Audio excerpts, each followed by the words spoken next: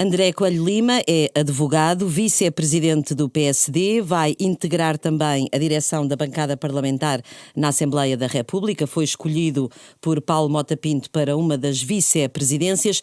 Boa tarde, André Coelho Lima, obrigada por ter aceitado o convite da Renascença e do Jornal Público. Esta entrevista vai ser conduzida pela Sofia Rodrigues, do Público, e por mim, Manuela Pires, da Rádio Renascença. Ora, Luís Montenegro apresentou a candidatura à liderança do partido. Entende que é o homem certo para suceder a Rui Rio nesta altura? Bom, muito boa tarde, cumprimentá-las e cumprimentar a quem nos esteja a ouvir.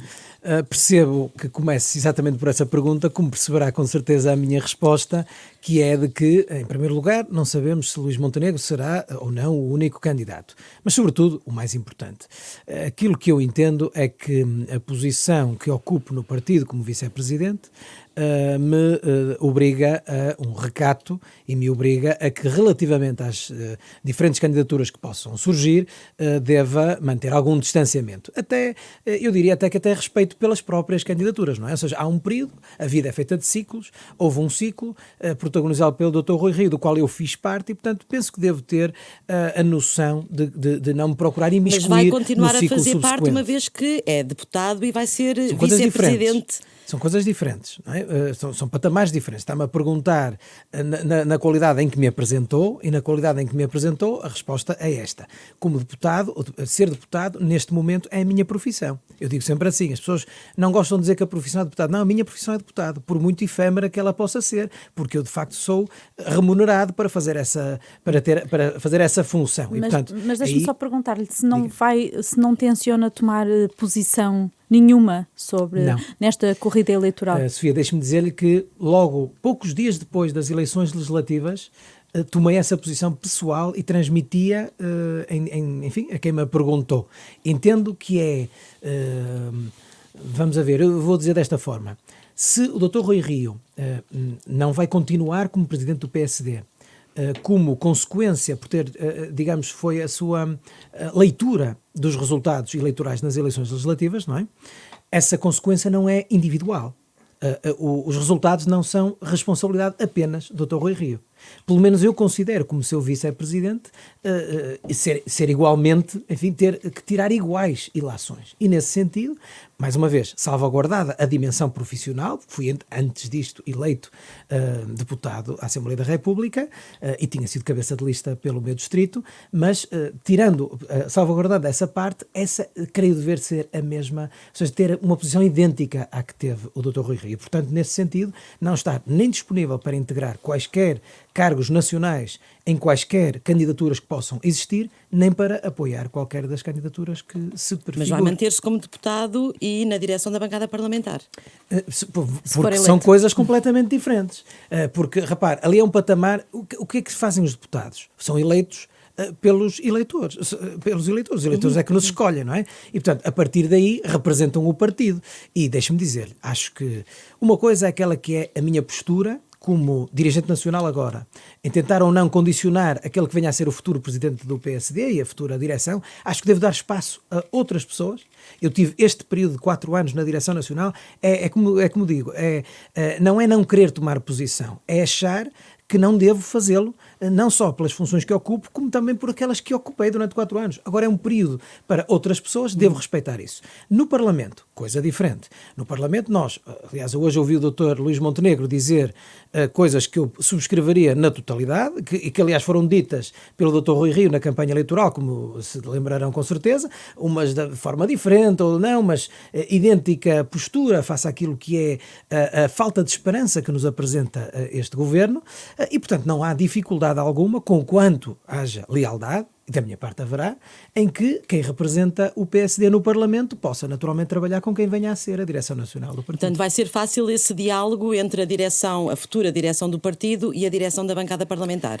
Eu aquilo que direi é que vejo muito boas condições para que seja fácil esse diálogo, para que haja lealdade, para que haja um trabalho construtivo, para que, no fundo, quem está no Parlamento não queira de forma alguma, e pelo menos eu aqui posso falar a título pessoal, eleitoral, como é óbvio, obstaculizar o trabalho de qualquer direção nacional, seja ela qual for, porque também não é essa a nossa função, antes pelo contrário. Mas acha que o próximo líder do PSD, independentemente de quem seja, terá o direito de indicar uma nova direção da bancada, indicar para ser eleito, obviamente, mas terá esse direito, ou acha que a direção do grupo parlamentar que amanhã será eleita terá de cumprir o mandato até ao fim? Bom, a pergunta que me faz, sobretudo a segunda parte, já pressupõe características que eu não tenho, que são as da adivinhação. Isso é mais para cartomantes, não é para mim. Mas não vou fugir, bem sei o que é que quer que eu diga. Vou-lhe dizer assim, em primeiro lugar, como sabe, vou-lhe dar a resposta formal, não posso deixar de a dar. Eu, tendo sido, enfim, aqui apresentado como vice-presidente da bancada, não sou, poderei sê-lo amanhã, depois de ser eleito pelos meus pares. E, portanto, ou seja, como sabe, não preciso lhe dizer naturalmente, mas preciso dizer a quem nos está a ouvir, quem vota na direção da bancada são os deputados. Agora, tirando esta parte formal, a parte substancial que é que me quis perguntar, considero que deve haver uma ligação entre a direção da bancada e a direção do partido. Agora, quem tira conclusões relativamente à existência ou não dessa ligação são naturalmente as direções do partido. As direções parlamentares, aquilo para que devem estar disponíveis é para cumprir no patamar parlamentar aquela que seja a estratégia de oposição que for determinada pela direção nacional do partido. Uhum. Já nos disse que não vai ter qualquer tipo de apoio a algum candidato, mas gostava de lhe fazer esta pergunta. Luís Montenegro foi buscar um homem muito próximo de Rui Rio para coordenar a moção de estratégia, até foi chamado em 2019 como Ministro das Finanças, que é Joaquim Miranda Sarmento, que esteve na apresentação da candidatura de Luís Montenegro. Ficou surpreendido pelo facto de ele ter aceitado este convite de Luís Montenegro? Deixe-me dizer-lhe assim, esta posição que repetiu é minha, tomada desde o início e nem tive que refletir muito sobre ela, é muito clara. Ou seja, se fui um protagonista de um período que termina, não devo tentar ser de um período subsequente, é minha, pessoal. Portanto, quando eu tomo a minha posição, pois cada qual tomará a sua. E não me compete a mim, espero que compreenda isso, comentar as posições que cada um toma, porque eu sou o julgador das minhas próprias posições, não da dos demais. Na próxima semana, provavelmente, teremos a apresentação de mais um candidato. Já disse que não iria tomar partido, mas pergunto-lhe se considera que é positivo para o partido haver mais do que um candidato, no caso Jorge Moreira da Silva. Essa pergunta é fácil. Sem dúvida que é positivo para o partido haver mais do que um candidato. É positivo para o partido, é positivo para quem vier a ser eleito presidente.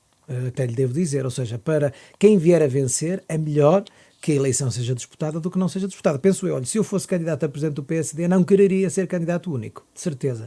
Apesar disso, à partida, nas lógicas aritméticas, ser melhor, porque sem adversários é certo que se ganha, mas politicamente é mais difícil, é mais complicado. Portanto, acho que é muito melhor para o partido que possam surgir candidaturas e candidatos e que possam, no fundo, ter aquilo que faz parte da vida de um partido político, que é o debate, as alternativas, a disputa legítima e democrática e depois os militantes fazerem a sua escolha. Luís Montenegro apresentou-se como o candidato à liderança do partido para ser primeiro-ministro de Portugal. Acha que o próximo líder tem condições para fazer 2 mandatos e ser ele o candidato a primeiro-ministro? Pois, mais uma vez estamos a entrar aqui em futurologia, mas vamos a ver, é evidente que não é um percurso fácil em termos temporais, não é? Uma coisa é certa, aquilo que diz o Dr. Luís Montenegro é aquilo que não pode deixar de dizer, como é óbvio, não é? Ou seja, um presidente do PSD é um candidato a primeiro-ministro.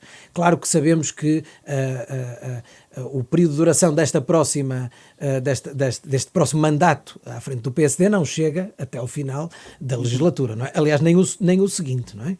Bom, mas o líder do PSD é o líder da oposição. E, portanto, o líder da oposição é sempre candidato a primeiro-ministro, independentemente das circunstâncias. Também não achávamos que estaríamos agora já numa nova legislatura, se não tivesse caído o governo no último orçamento. A probabilidade disso acontecer agora é reduzida, tendo em conta que estamos em maioria absoluta, também sabemos. Portanto, tudo isso dificulta bastante, não é? Agora, enfim, o ânimos de quem se apresenta não pode ser outro, não é?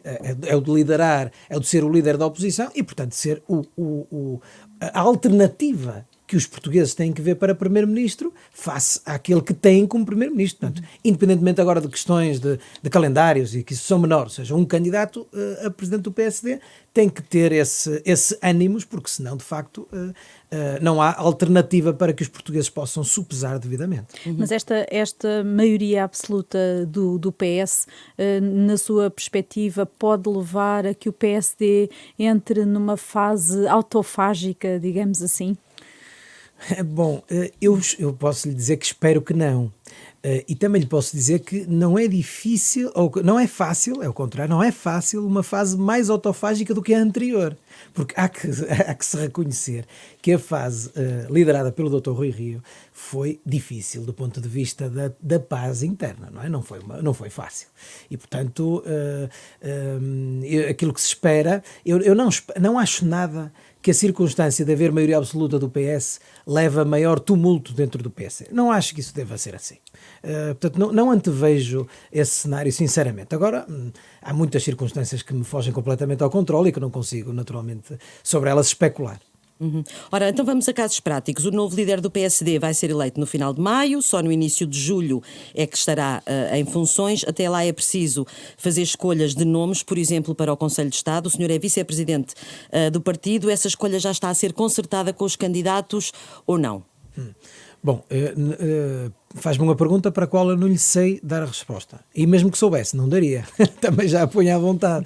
Mas é assim, hoje o PSD tem um presidente que está em funções a tomar as decisões que competem aos presidentes do PSD a tomar. Portanto, é normal. Aliás, e esses nomes estão escolhidos para o Conselho de Estado? Reportando-me à pergunta que me fez há pouco e reportando-me à candidatura que foi hoje mesmo apresentada do Dr. Luís Montenegro, ele teve essa sageza, não é? E esse respeito de ter dito o PSD está com o presidente em funções. E até tendo dito, já não sei bem a expressão, que não vestiria o fato enquanto não estivesse eventualmente nas funções. Portanto, essa posição de respeito por quem está em funções e o senhor é vice-presidente do presidente em funções. Depois, por isso é que eu lhe pergunto acho bem que o Dr. Luís Montenegro tenha dito o que disse. Portanto, o respeito é de quem poderá vir para quem está e de quem está para quem poderá vir. Ou seja, essa concertação que faz na segunda parte da sua pergunta, eu não sei se tem que haver, porque, repara, quem são os candidatos a presidente do PSD? Sabemos um, Dr. Luís Montenegro, é candidato a presidente do PSD. Não sabemos se haverá outros. Fez-me aqui a pergunta sobre um outro nome, mas eu sei que é que lhe diga, nem sei quando é que termina o prazo para entregar listas. 16. Até aí, 16 de maio. Então estão a ver, sabem mais do que eu. Então, mas o PSD já está, porque tem que entregar esses nomes na Assembleia. Rui Rio poderá ser um desses nomes, Pinto Balsemão, para o Conselho de Estado? Não lhe posso dizer se poderão ou não ser um desses nomes. Até porque na Comissão Permanente, de que faço parte, e na Direção Nacional, isso não foi discutido. Ora, o líder da bancada parlamentar do Partido Socialista, na semana passada, sugeriu que foi o PSD que inviabilizou a eleição de João Coutinho Figueiredo para a vice-presidência da Assembleia da República. Também acha que esta é uma curiosíssima interpretação dos resultados dessa votação? Eu acho que é uma infelicidade para quem está a começar.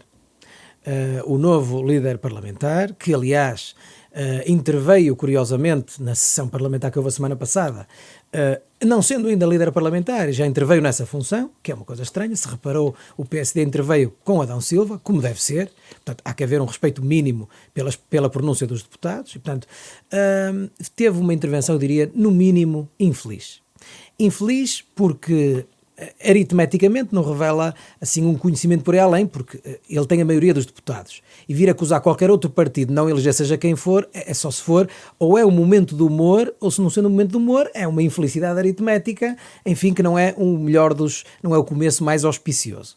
E depois eu diria que, para quem está a começar em quaisquer funções, e aqui como líder parlamentar de um grande partido, como é o Partido Socialista, que tem a responsabilidade de estar a suportar um governo suportado por um Parlamento com maioria absoluta, eu penso que esta pequena especulação, esta pequena política não é próprio de quem esteja à frente das principais bancadas, não é? E, portanto, nós não sabemos quem votou em quem. Há uma coisa que eu sei e que o Dr. Eurico Brilho devia saber melhor do que eu, que é o Partido Social Democrata, tal como o Partido Socialista, não determinou sentidos de voto. Portanto, a partir daí, os deputados votaram de acordo com a sua consciência e convicção, de um lado, do outro, de todos os partidos. Mas, na sua opinião, gostaria de ver Coutinho de Figueiredo na mesa da Assembleia e não apenas PS e PSD, um bloco central? Olha, eu tinha aqui uma boa escapatória, sabe? É que nem sequer pude votar porque estive em missão parlamentar no estrangeiro, portanto não votei, tinha uma boa escapatória. Mas eu não sou muito fugir a perguntas, portanto, eu acho que o doutor Coutinho de Figueiredo poderia perfeitamente ser vice-presidente da Assembleia da República, mas, repare, poderia, como no passado foram de outros partidos. Ou seja, não há, a resposta à sua pergunta é esta. Não há da parte do PSD, de certeza absoluta, um gosto particular em que seja só o PS e o PSD nas vice-presidências. Isso de certeza absoluta. Isso é que é ponto assente.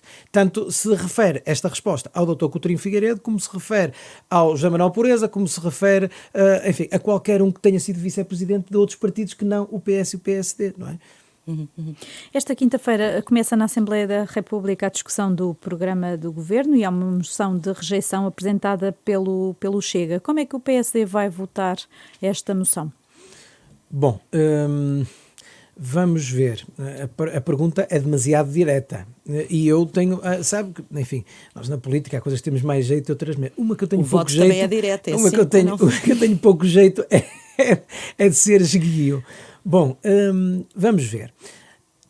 Deixe-me dizer-lhe assim, esta moção de rejeição apresentada pelo Chega é um ato numa peça de teatro, a que já nos habituou o Dr. André Ventura, e portanto ele usará do regimento, como tem usado, para o fazer. Vamos falar de forma responsável do ponto de vista democrático, já não é político, democrático. Nós acabamos de ter eleições. As eleições foram agora. O povo português votou e, ao votar, determinou que o Partido Socialista deveria governar nas condições que vai governar. Apresentar uma moção de rejeição daquilo que o povo acabou de votar é, em primeiro lugar, desrespeitar o próprio povo e aquela que foi a sua decisão. E, portanto, isto para nós, para o PSD, é muito importante, porque uma coisa é nós estarmos com a saúde da democracia contra o Partido Socialista, batermos-nos contra o Partido Socialista e batermos-nos, sobretudo, para ser exigentes e para nos afirmarmos como alternativa ao Partido Socialista, sem dúvida nenhuma. Outra coisa é entrarmos em golpes de teatro. Isso nós deixamos para o Chega, não é um assunto para o PSD. Portanto, é um voto contra esta moção de rejeição. Veremos qual é o voto contra. Vamos a ver. Nós também não podemos aprovar o programa de governo. Se o programa de governo nos fosse apresentado numa moção de confiança, não está a imaginar que nós votássemos a favor, não é? Portanto, está a ver, vamos pôr aqui o raciocínio ao contrário, não está a imaginar que votássemos a favor. Portanto, aqui o PSD terá a posição de moderação que sempre teve, que é a de respeitar aquilo que determinou o eleitorado e que determinaram os portugueses há muito pouco tempo, mas também de não embarcar em golpes de teatro que visam promoções individuais, esporádicas, até espúrias, direi. Vamos então ao programa que vai ser discutido na Assembleia. Os deputados já o conhecem. Apesar da crise provocada pela guerra na Ucrânia, o Governo mantém os compromissos assumidos na campanha eleitoral. Acha que este é um programa irrealista? Eu diria assim, dando o enquadramento da pergunta, que é muito bem feita, permita-me um elogio, diria assim, o programa não teve o cuidado, ele tem toda a legitimidade em ser um copy-paste do programa do Partido Socialista, portanto isto que seja claro, não é? Portanto não é expectável que agora o programa seja diferente. Mas por outro lado, teve, até por razões infelizes, mas teve tempo para fazer uma adaptação aos novos tempos. E digamos que não são os tempos quaisquer, porque isto que aconteceu à Europa particularmente e ao mundo não é uma coisa qualquer, não é? Ou seja, podíamos estar em, como se costuma dizer, normalidade democrática. Não estamos. E, portanto, houve aqui um tempo, desde o dia das eleições até a apresentação do programa, muito tempo, não é? Foram 2 meses inteiros, para se poder fazer algum ajustamento, alguma adaptação às novas realidades. E isso não se fez.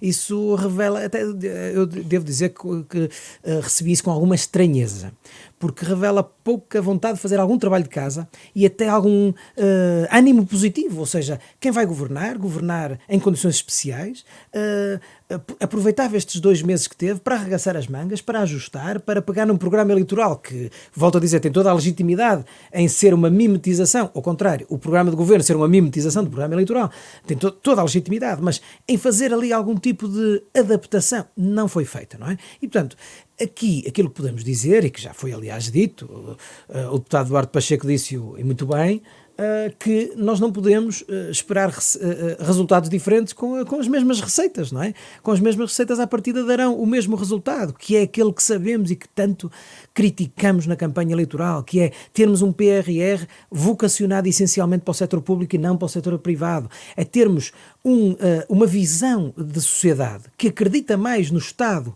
regulador como uma espécie de um pai, não é? Uma figura paternal do Estado, e que acredita menos na iniciativa privada e naquilo que os portugueses sempre se demonstraram capazes de fazer. Portanto, é evidente que há diferenças ideológicas, isso é óbvio, e é natural que elas estejam espelhadas em programas eleitorais, mas, enfim, há aqui muito pouca vontade de fazer diferente, mas enfim... Se tivesse que dar uma nota a este programa eleitoral, que nota é que dava, de 0 a 5? De 0 a 5... programa de governo. Do programa de governo, de 0 a 5 dava 2. Para não dar 2,5. Repare, este é um programa, o 2,5 ficava no meio, está a ver? Tem que dar uma nota negativa a uma visão de sociedade que o PSD combateu de forma absolutamente clara na última campanha eleitoral e continuará a combater porque tem uma diferente visão de sociedade. Uma das questões que vai ser adotada pelo Governo é a extinção do CEF, que já tem data confirmada pelo novo Ministro, 12 de maio. Acha que é possível ainda travar este processo? Espera que o Presidente da República tenha algum tipo de intervenção nesta matéria? Bom, se é possível, eu vou-lhe responder, se não se importa, Sofia, vou-lhe responder de outra forma. Eu espero que seja possível. Não sei, eu acho que é possível. Lá está, estamos na especulação, já não é a minha especialidade. Eu espero que seja possível, porque acho que é um erro.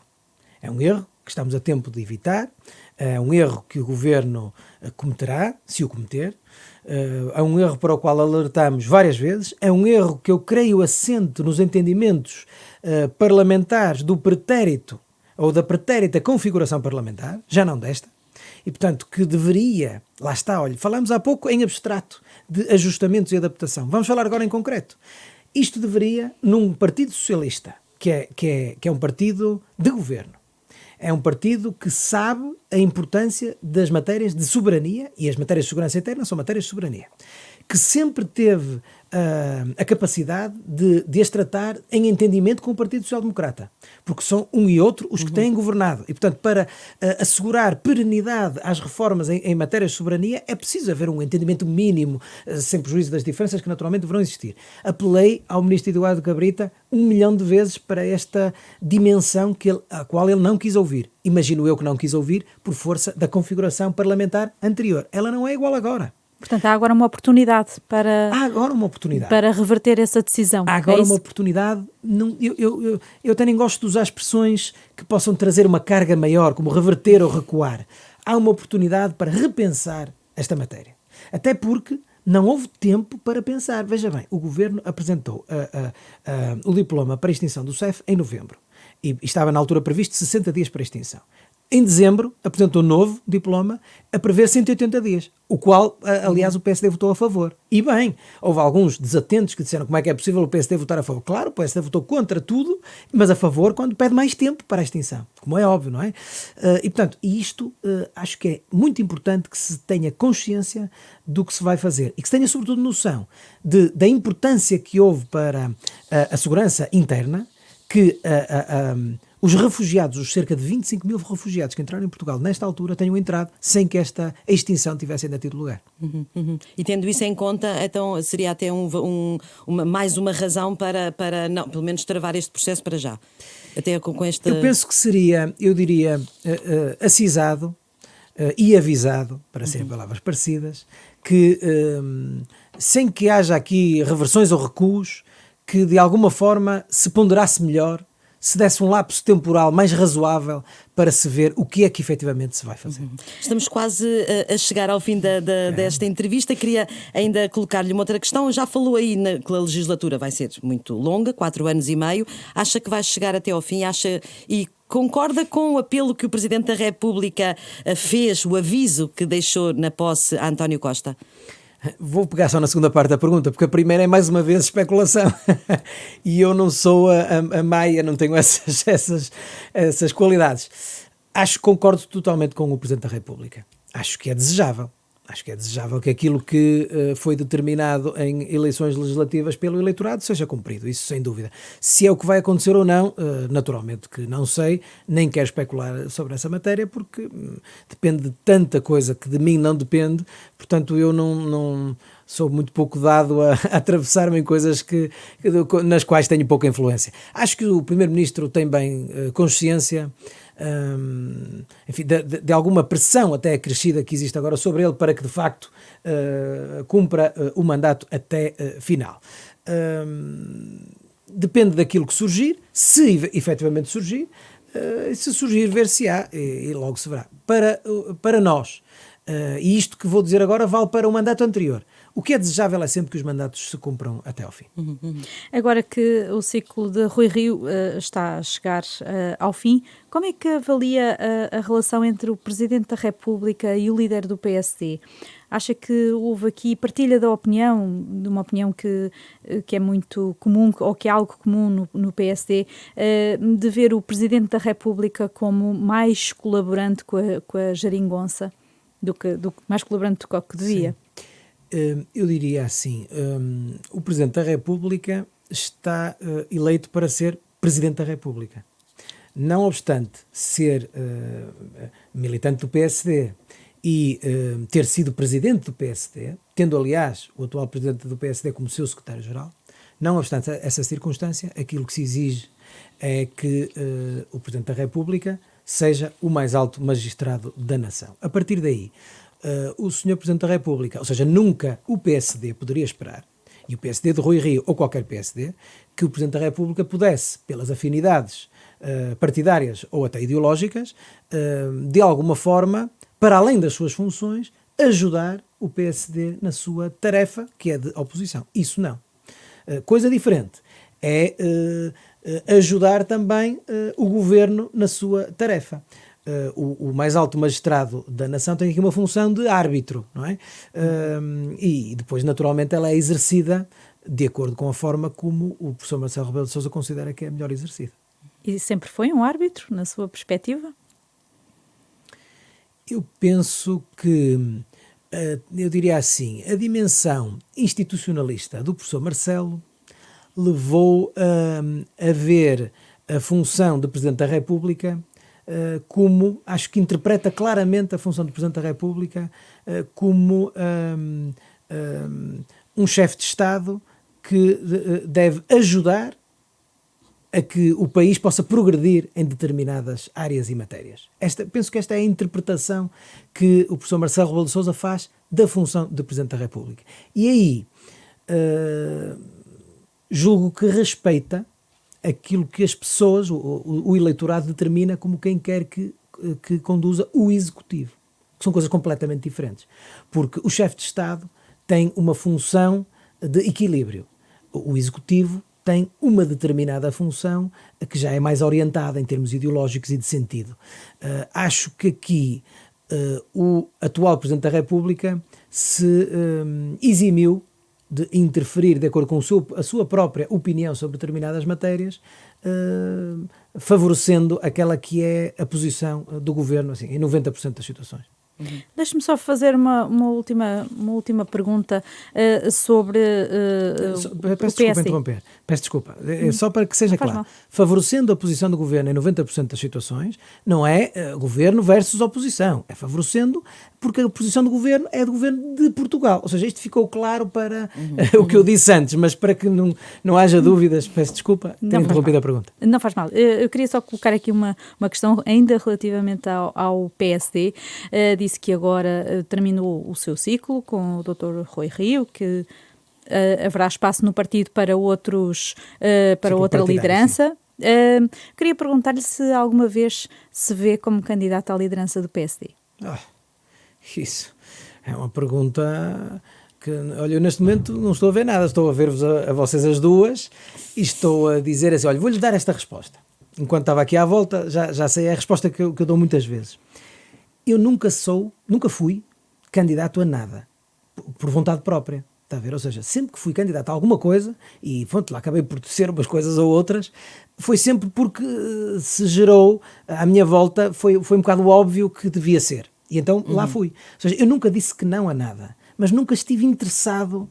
Acho que corre sempre mal para quem programa coisas a pensar em ser ou não ser, corre sempre mal, nunca é. Portanto, acho que eu levo a vida assim, não é só a vida política, eu levo a vida assim. Olha, em primeiro lugar, tenho sempre a noção que a vida política é a coisa mais efêmera que há. Quem não tem noção disso perde a capacidade de juízo, no sentido de julgamento, não é? das situações, e perde sobretudo a independência intelectual, que é a melhor coisa que nós podemos ter na vida política.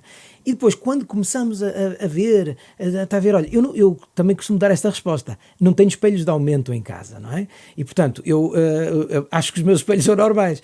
E portanto, eu estou aqui com sentido de serviço, estou aqui com muito gosto, devo dizê-lo. Tinha algum receio quando comecei a vida parlamentar. Sou uma pessoa muito ligada à minha terra, muito ligada a Guimarães, sempre fiz a minha vida ali, tenho ali a minha família toda. Tive algum receio, mas confesso que gostei, tenho gostado. É uma coisa que eu faço com gosto e com prazer. Portanto, a partir daí, acho que todos nós, na vida política, devemos estar disponíveis para isto.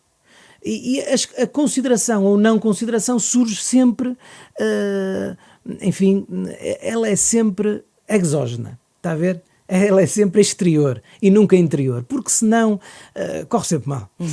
Ora, e não temos tempo para mais, termina aqui esta entrevista. Muito obrigada, André Coelho Lima. Muito obrigado, eu.